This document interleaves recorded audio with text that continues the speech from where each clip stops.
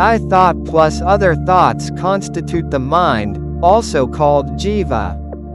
Sri Krishna said in the Gita that one can control the mind by spiritual practice and renunciation.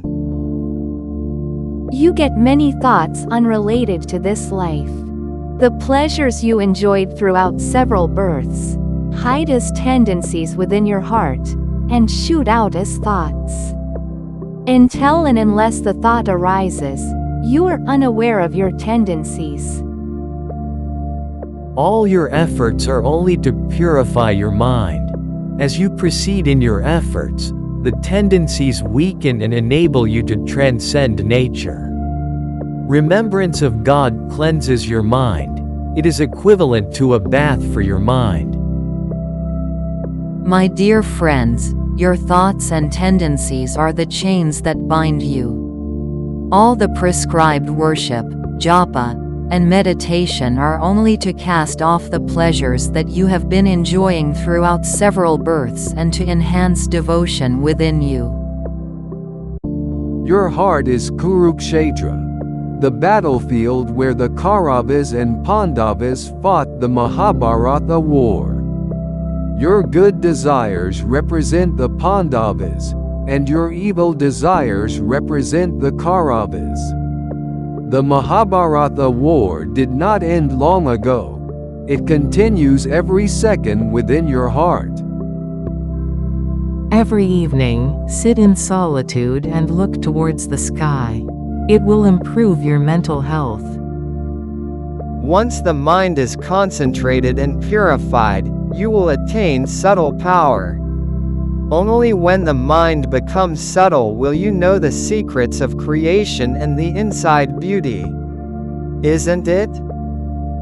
Food strengthens the body, and surrender empowers the mind.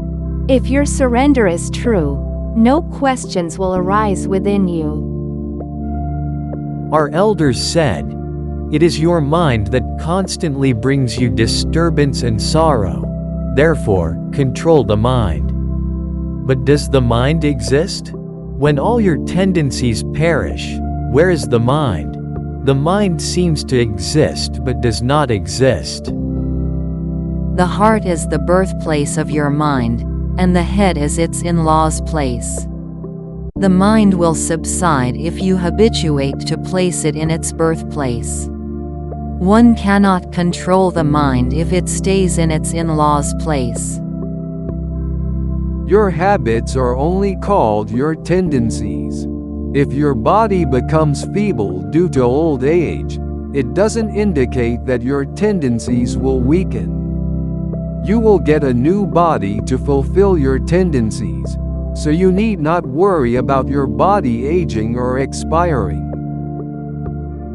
It doesn't matter, even if the body is unburnt after death, for those who burn their mind when the body is very much alive. You may think that your enemies are harming you, but any of your enemies cannot do the harm done by your mind. The humbled or subsided mind is only your true friend. Controlling your mind may be difficult for you, but not for God. Only devotion to God purifies the mind. Even though one may possess worldly tendencies, they get weakened and destroyed if the mind is pure. Even your brain is your mind's creation. Your brain represents a tape recorder, the mind represents the tape, and the senses represent the speakers. The tape recorder speaks out the words within a tape through its speakers. Similarly, the brain enables the mind's tendencies to be experienced through the senses. If you accept your body's destiny, your body's journey will conclude without any new tendencies. But if you rebel, you get new tendencies, bringing new births. A spider builds its own web, stays in it, and finally perishes. Similarly, your mind alone creates this world, resides in it, and finally becomes bound in it, leading to several births in the future. Food nourishes the body, whereas name and form nourish the mind. The mind always revolves around a name and form. Forms are inevitable as long as tendencies exist in the mind.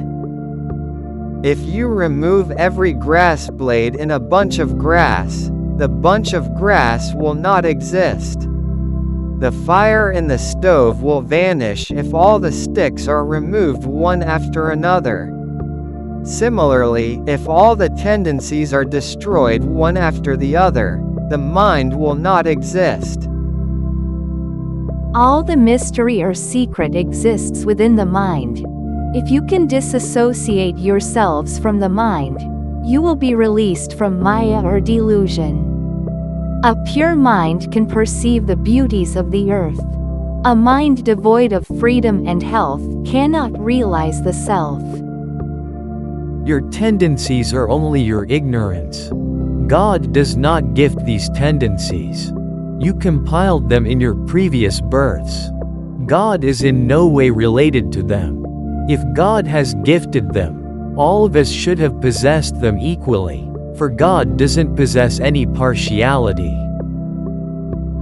Whatever thoughts bring you hardships and calamities in this birth, represent the actions you have done very lovingly in your previous births. They are chasing you in the form of tendencies. As long as the doership exists, no one can escape their tendencies or thoughts, so they cannot cross the ocean of karma. Your most loving desires in this birth inevitably become your burdens in future births. Naturally, today's likes may become tomorrow's dislikes. This is the law of nature. We cannot transcend the dualities until the self is realized. Only he can surpass the vicious circle of karma. Who can trust the existence of God and place all his burdens upon him. A purified mind represents the self, which is revealed only where the mind ceases to work. A purified mind is never perturbed. Honor extroverts your mind, whereas insult introverts it. It doesn't matter if you lose physical health for the sake of mental health. Your physical disease gets burnt in the burial ground, but your mental disease accompanies you in your future births.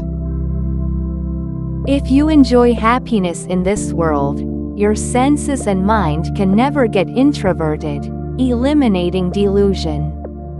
If not today, on some other day, and if not in this birth, in some other birth, you are answerable to every thought of yours.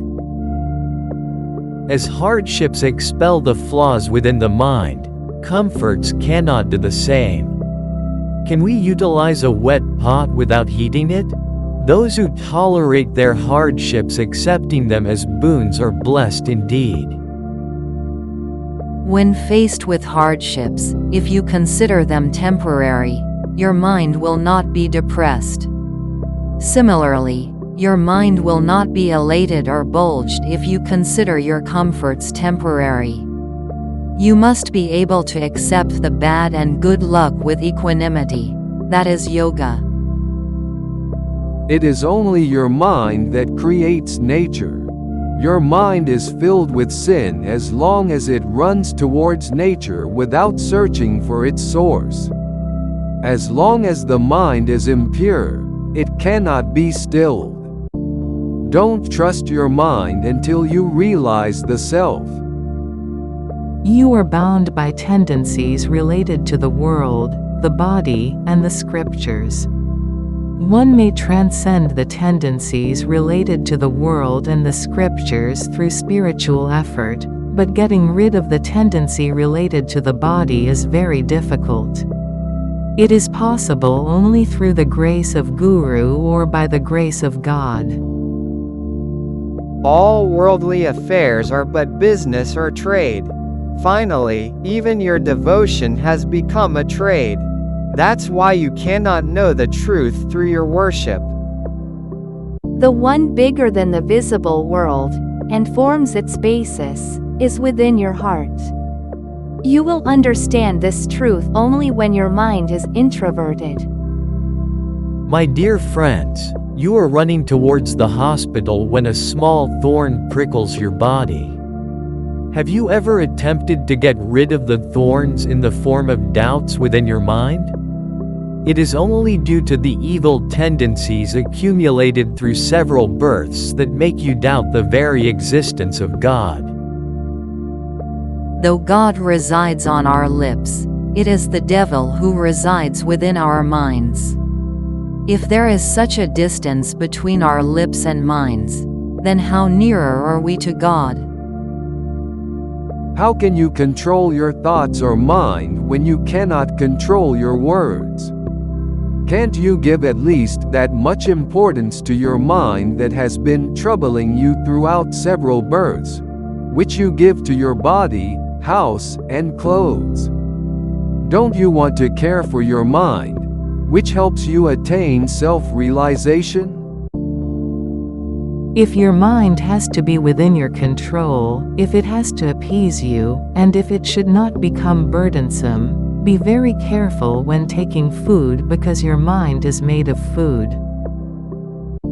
Anyone trying to get rid of his sinful thoughts will attain God only if he yearns like a man trying to get out of a burning house.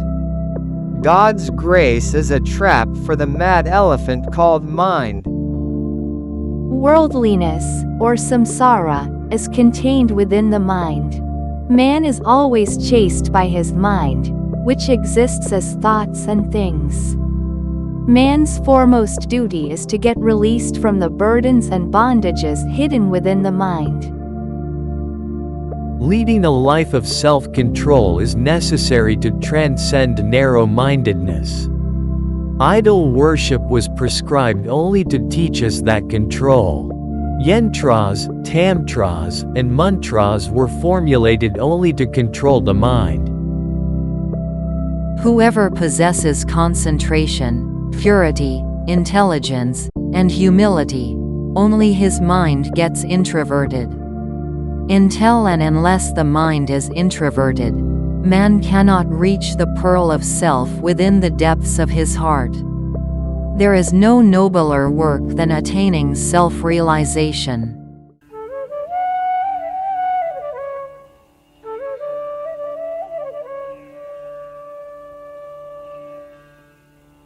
शुद्धचैतन्यरूपोऽहम् आत्मा रामोऽहमेव च अखण्डानन्दरूपोऽहम् अहमेवाहमौ